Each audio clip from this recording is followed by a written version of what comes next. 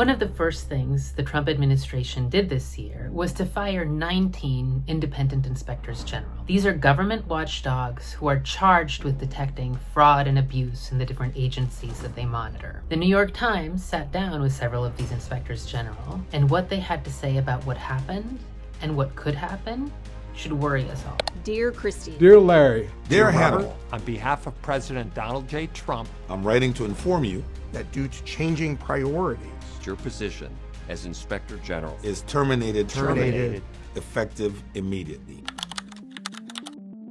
Inspector Generals have done for almost 50 years is not only save taxpayers billions and billions of dollars. We look for fraud, we look for misconduct, we look for inefficiencies. Crimes committed against Medicare, against Medicaid. It's everything from murders to threats. Against foster care programs, fraud that involved COVID supplies. Contract fraud to benefits fraud. we look for that sort of waste all the time.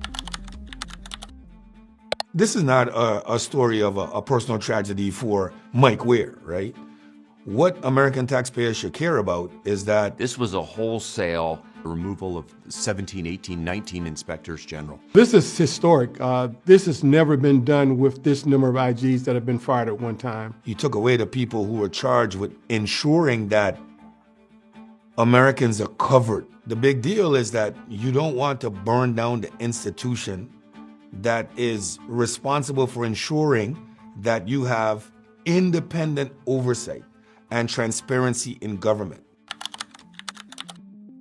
The message is sent that if you do the work that you're intended to do and it's not popular, that you'll be punished. Because now, if you're an auditor or if you're an investigator, why would you want to write a report that you think may get you fired? But if you had any doubts, look at what happened to the USAID IG, Paul Martin. Great IG, well respected. Put out a very tough report about the negative impacts that could occur based on what they were doing to downsize USAID. The report came out on Monday night.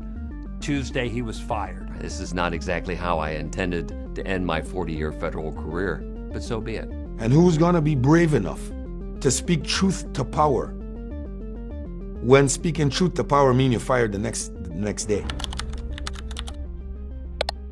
Our democracy is not even in danger, is no longer a democracy when people don't have the freedom to speak truth to power, where independent oversight is no longer a thing, where transparency in government is viewed negatively. When all measures of accountability, when those checks and balances that the founders put in throughout our structure of government, when those checks and balances start to fail, that to me would send off alarm bells. I think we're getting close. I think the firing of the IGs was one where the checks and balances didn't work. I think history is going to frown upon this moment. I'm worried about the deafening silence that's coming from Congress and many quarters of Congress with respect to the removal of inspector generals, not as individuals, but the harm and the chilling effect this is having on independent oversight in the federal government. Congress really needs to step up. Congress needs to do more. And if Congress doesn't step up and tell the administration that they want truly independent, nonpartisan inspectors general, they're going to lose a really valuable tool and resource to help them do their job. And if they're not doing their job to do oversight of the executive branch, then one of our checks and balances is going to fall. Come on. That's when we know our democracy is in trouble. And I think, quite frankly, that that's where we are currently. Let's be clear. This is an assault on our system of accountability. The very people charged with keeping government corruption in check were fired for doing their jobs. Congress cannot stay silent any longer.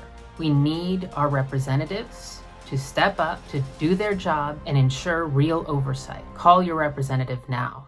Demand accountability before it's too late.